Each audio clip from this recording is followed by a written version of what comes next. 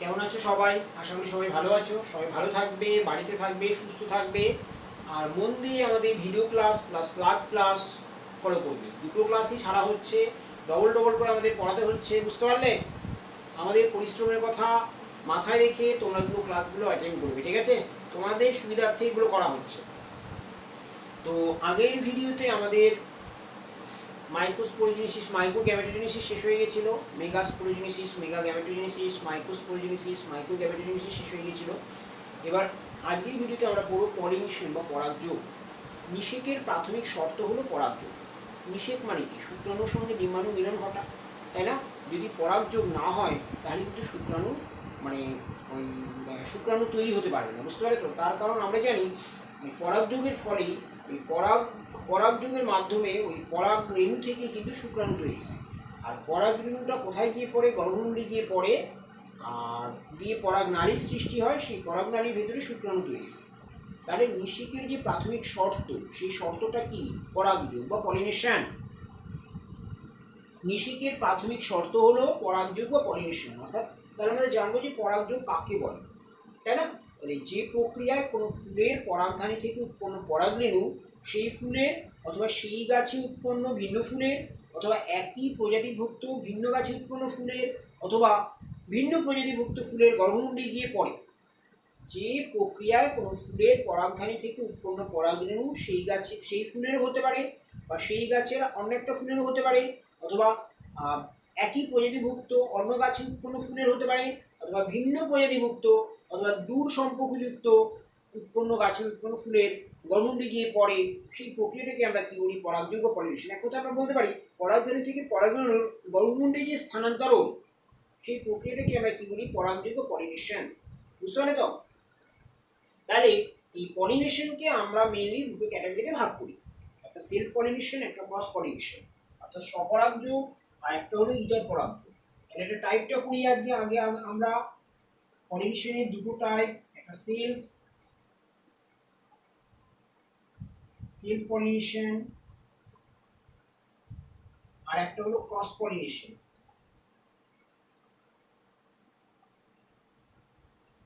Self pollination মানে হলো স্বপরাগযোগ আর cross pollination মানে হলো ইতর পরাগযোগ। তাহলে আমরা জানবো সেলফ পলিনেশন বা স্বপরাগযোগ কাকে বলে।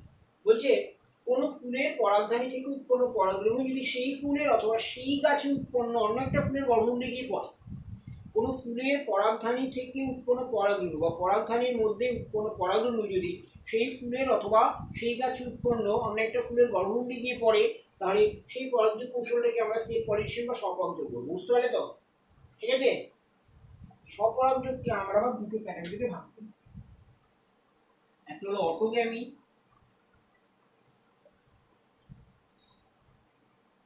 আর একটা হলো জেইটেনোগ্যামি।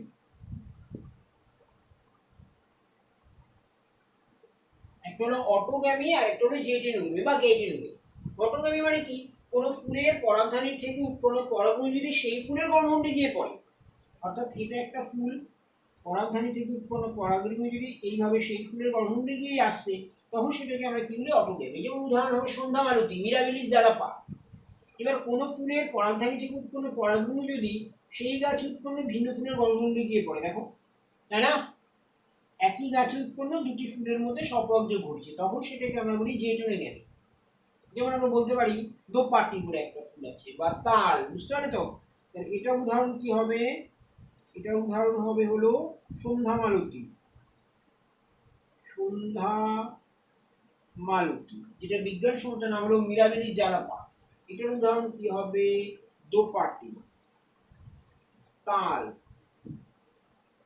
ঠিক আছে? তো এই হলো সেলফ পলিনেশন গেল। তাহলে আমরা জানবো তাহলে স্বপরাগযোগের প্রকারভেদ পেলাম।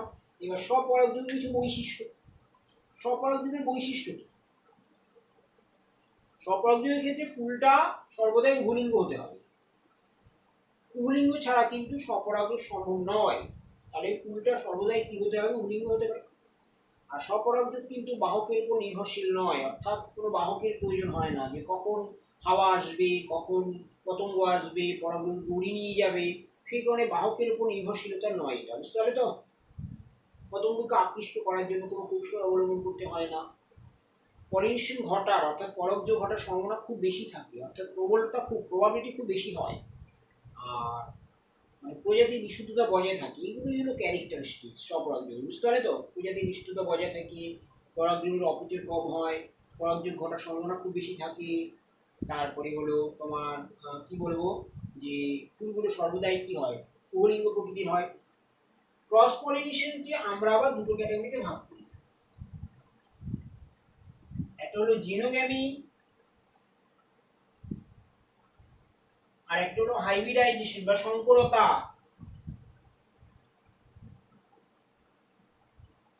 একটা জেনোগ্যামি বলছে অর্থাৎ যেই, তাহলে আগে আমরা জানি ইতর পরাগযোগ কাকে বলে, ক্রস পলিনেশন কাকে বলে, অর্থাৎ যখন কোনো ফুলের পরাগধানী থেকে উৎপন্ন পরাগরেণু ওই একই প্রজাতিভুক্ত অথবা ভিন্ন প্রজাতিভুক্ত গাছে উৎপন্ন ফুলের গর্ভমুণ্ডে গিয়ে পড়ে, একই প্রজাতিভুক্ত অথবা ভিন্ন প্রজাতিভুক্ত গাছে উৎপন্ন ফুলের গর্ভমুণ্ডে গিয়ে পড়ে, তখন সেটাকে আমরা কি বলি, ক্রস পলিনেশন বা ইতর পরাগযোগ। এটা দুটো টাইপ, একটা জেনোগ্যামি আর একটা সংকরতা বা হাইব্রিডাইজেশন বা হাইব্রিডিজম, একই কথা। জেনোগ্যামি কাকে বলছে, যদি কোনো ফুলের পরাগধানী থেকে উৎপন্ন পরাগরেণু বা আমরা বলতে পারি যে ইতর পরাগযোগ কৌশলে বা যে ইতর পরাগযোগ প্রক্রিয়ায় কোনো ফুলের পরাগধানী থেকে উৎপন্ন পরাগরেণু ওই একই প্রজাতিভুক্ত ভিন্ন গাছে উৎপন্ন ফুলের গর্ভমুণ্ডে গিয়ে পড়ে, তখন সেটাকে আমরা কি বলি, জেনোগ্যামি। বোঝা গেল? বিশেষ করে আমরা বলতে পারি যে একলিঙ্গ পুষ্পগুলো আমরা বলতে পারি কুমড়ো, লাউ, পেঁপে, তাই না? এগুলো সকলেই কিন্তু জেনোগ্যামি। সংকরতা কাকে বলছে, যখন কোনো, অর্থাৎ যখন কোনো ফুলের পরাগধানী থেকে উৎপন্ন পরাগরেণু তোমার হলো মানে ভিন্ন প্রজাতিভুক্ত অথবা দূর সম্পর্কযুক্ত কোনো গাছে উৎপন্ন ফুলের গর্ভমুণ্ডে গিয়ে পড়ে, তখন সেটাকে আমরা কি বলি, সংকরতা বা হাইব্রিডিজম। তাহলে জেনোগ্যামির উদাহরণ কি হলো, কুমড়ো গাছের বিজ্ঞানসম্মত নাম কি, কিউকারবিটা ম্যাক্সিমা। পেঁপে, কিউকারবিটা পেপো।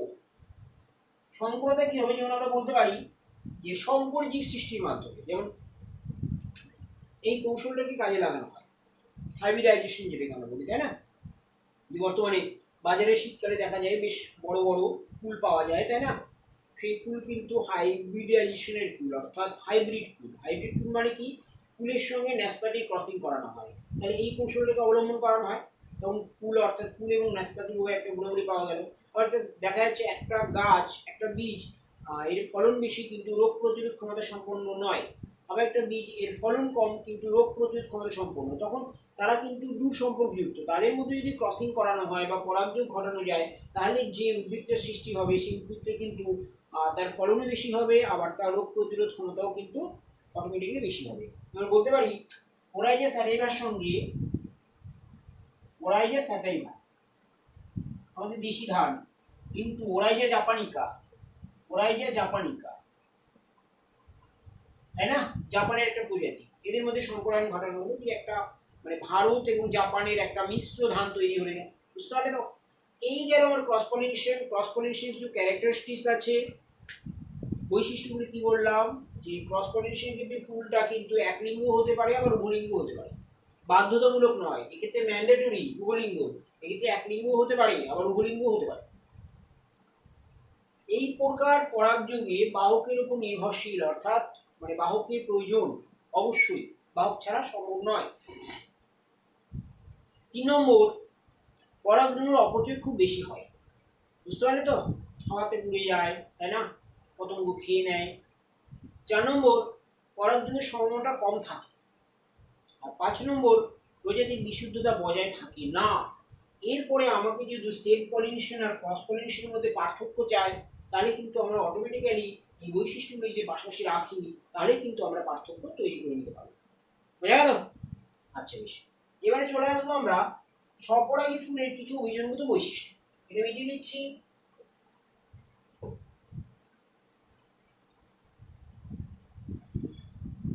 স্বপরাগযোগের অভিযোগগত বৈশিষ্ট্য।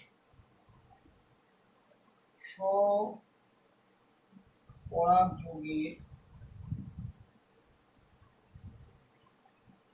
অভিযোজনগত বৈশিষ্ট্য দুটো রয়েছে, একটা হোমোগ্যামি, একটা ক্লিস্টোগ্যামি। একটা হচ্ছে হোমোগ্যামি বা সমপরিণতি, আর একটা হলো ক্লিস্টোগ্যামি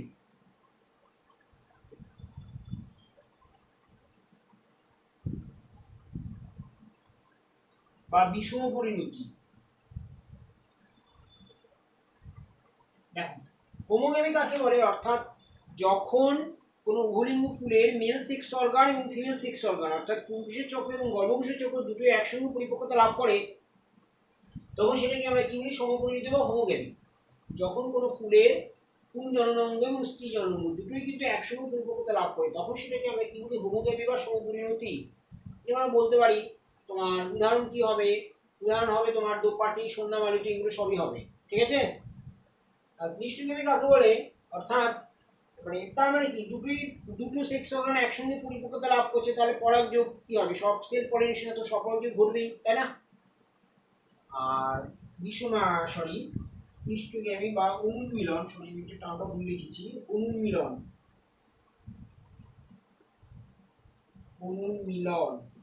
মানে এক্ষেত্রে ফুলটা কি বদ্ধ প্রকৃতির হয়, অর্থাৎ ফুলটা সম্পূর্ণভাবে পরিস্ফুটিত হয় না। ফুল যদি সম্পূর্ণভাবে নাই ফোটে, তাহলে কিন্তু অন্য কোনো ফুল থেকে পরাগরেণু সেই ফুলের গর্ভমুণ্ডে আসা সম্ভব নয়। অথবা অনেক সময় দেখা যায় ফুল মাটির নিচে ফুটছে, ফুল যদি মাটির নিচে ফোটে, তাহলে কিন্তু অন্য কোনো ফুল থেকে পরাগরেণু মাটি ভেদ করে সেই ফুলের গর্ভমুণ্ডে গিয়ে পড়তে পারে না, তাহলে কিন্তু সেই ফুলটাতে স্বপরাগযোগ কি বাধ্যতামূলক ঘটবেই। এইটাই হলো অনুমিলন। কানশিরা বলে একটা উদ্ভিদ রয়েছে, কানশিরা বিজ্ঞানসম্মত নাম হলো কমোলিনা বেঙ্গালেন্সিস, বুঝতে পারলে তো। তাহলে এই গেল আমার স্বপরাগী ফুলের অভিযোজনগত বৈশিষ্ট্য। এরপরে যেটা আসবো আমরা, সেটা হলো ইতর পরাগী ফুলের অভিযোজনগত বৈশিষ্ট্য। তাহলে ইতর পরাগযোগের সেলফ পলিনেশন, ক্রস পলিনেশন, ইতর পরাগযোগের অভিযোজনগত বৈশিষ্ট্য। তাহলে ইতর পরাগযোগের অভিযোজন বৈশিষ্ট্যগুলোর মধ্যে 5টা রয়েছে। একটা হলো একলিঙ্গতা,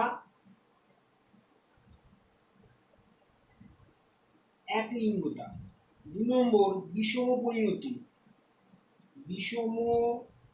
পরিণতি 3 নম্বর সসঙ্গম বিরোধী,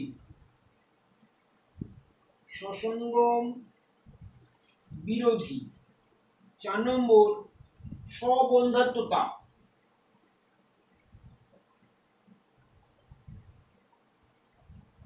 5 নম্বর অসমরূপতা। দেখো সবগুলো ইংলিশ টার্ম আছে, ইংলিশ টার্মগুলো বেশি দেয়। একলিঙ্গতা বা এটাকে আমরা বলি ইউনিসেক্সুয়ালিটি, একলিঙ্গতা বা ইউনিসেক্সুয়ালিটি।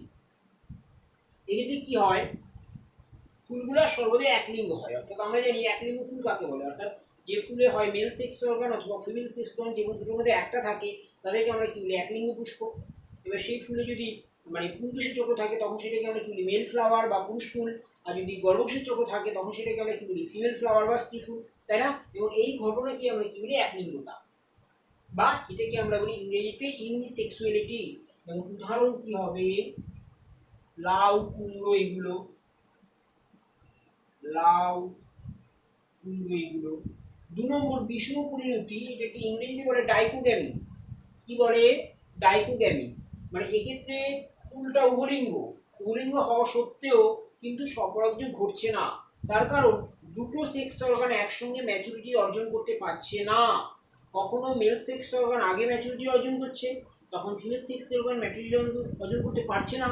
আবার কখনো কখনো ফিমেল সেক্স অর্গান আগে ম্যাচুরিটি অর্জন করছে, তখন কিন্তু মেল সেক্স অর্গান ম্যাচুরিটি অর্জন করতে পারছে না, তখন সেটাকে আমরা কি বলি, বিষম পরিণতি। এটাকে তার জন্য আবার দুটো ভাগে ভাগ করছি আমরা। এটার আবার দুটো ভাগ, এটা প্রোটেন্ডাই আর এটা প্রোটোগাইনি।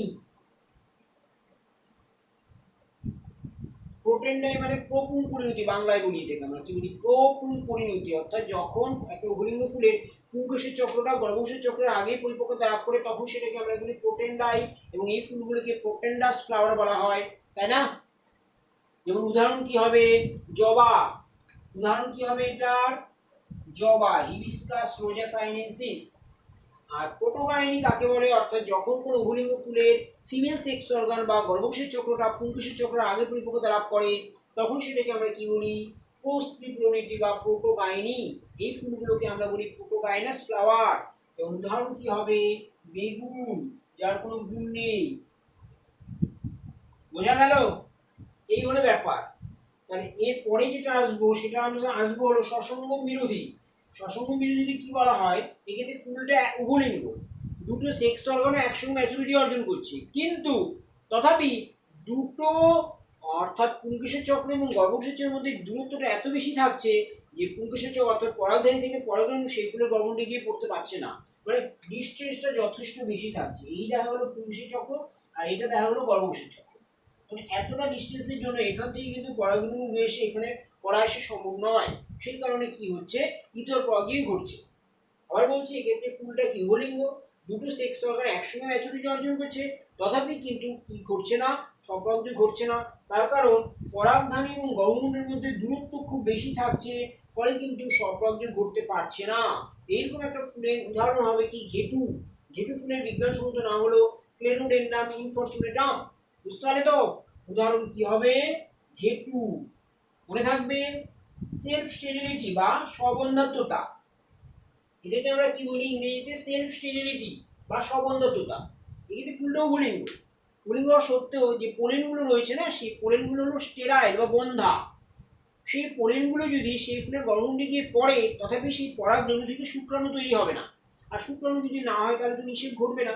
তাহলে পরাগযোগ হওয়া আর না হওয়া দুটোই সমান। তাহলে সেক্ষেত্রে অন্য ফুলের তোমার কি বলবো, অন্য ফুল থেকে পরাগরেণু গর্ভমুণ্ডে সেই ফুলের গর্ভমুণ্ডে আসতে হবে। তার মানে কি? ইতর পরাগযোগ ঘটতে হবে। বুঝতে পারলে তো? এটাকে আমরা কি বলি? স্ববন্ধাত্মতা। অর্থাৎ পোলেনগুলো কি হয়? মানে ফুলটাও উভলিঙ্গ, কিন্তু পোলেনগুলো কি স্টেরাইল মানে বন্ধা। অর্থাৎ সেই পোলেনগুলো যদি সেই ফুলের গর্ভমুণ্ডে গিয়ে পড়ে, কিন্তু সেক্ষেত্রে স্বপরাগযোগ ঘটবে না, তাই না? কারণ সেই পোলেন থেকে কখনো শুক্রাণু তৈরি হতে পারবে না। বুঝতে পারলে? আর লাস্টেটা কি বললাম? এর উদাহরণ কি হবে? রাসনা, আকন্দ। রাসনা, রাসনার বিজ্ঞানসম্মত নাম কি? ভ্যান্ডার অক্সবার্গি। বুঝতে পারলে তো? সব মনে রাখতে হবে। রাসনা, আকন্দ। আর অসমরূপতা কাকে বলে? অর্থাৎ এক্ষেত্রে ফুলটা উভলিঙ্গ, দুটো সেক্স অর্গান একসঙ্গে ম্যাচুরিটি অর্জন করছে, তথাপি ওই পরাগদণ্ড অর্থাৎ পুংদণ্ড এবং গর্ভদণ্ডের মানে উচ্চতার হেরফেরের জন্য কিন্তু স্বপরাগযোগ ঘটতে পারছে না। পুংদণ্ড এবং গর্ভদণ্ড দেখা যাচ্ছে কখনো পুংদণ্ড ছোট আর গর্ভদণ্ড তার সাপেক্ষে অনেক বড়, সেক্ষেত্রে কিন্তু এই পরাগধানী থেকে পরাগদণ্ড এই গর্ভমুণ্ডে আসতে পারছে না। আবার কখনো দেখা যাচ্ছে গর্ভ মানে অর্থাৎ মানে কি বলবো, পুংদণ্ড অনেক বড়, তার সাপেক্ষে গর্ভদণ্ড খুবই ছোট, সেক্ষেত্রে কিন্তু এখান থেকে পরাগরেণু এখান থেকে পরাগরেণু কিন্তু এখানে যেতে পারছে না। বুঝতে পারলে তো? এইটাকে আমরা কি বলি? হেটারোমরফিজম বা অসমরূপতা। তাহলে 5টা বৈশিষ্ট্য পেলাম। এই প্রশ্নটা খুবই ইম্পর্টেন্ট, খুব দেয় প্রশ্নগুলো। একলিঙ্গতা বা ইউনিসেক্সুয়ালিটি, বিষম পরিণতি বা ডাইকোগ্যামি, সসঙ্গম বিরোধী বা হার্পোগ্যামি, স্ববন্ধাত্মতা বা সেলফ স্টেরিলিটি, আর অসমরূপতা বা তোমার হেটারোমরফিজম। তাহলে আজকের ক্লাস এই অবধি থাকলো। পরের ক্লাসে পরাগযোগ নিয়ে আরেকটু আলোচনা করবো এবং আমরা তখন তোমার এতে চলে যাবো, নিষেকে চলে যাবো। বুঝতে পারলে তো? সবাই ভালো থাকবে, মন দিয়ে ভিডিও ক্লাসগুলো দেখবে, লাইভ ক্লাসগুলো ফলো করবে। হোয়াটসঅ্যাপে তোমাদের যদি প্রশ্ন পাঠানো হয় তোমরা কিন্তু কেউ রেসপন্স করছো না, আশা করি পরের ক্লাস থেকে তোমরা রেসপন্স করবে। ঠিক আছে? ভালো থাকবে, ধন্যবাদ, শুভরাত্রি।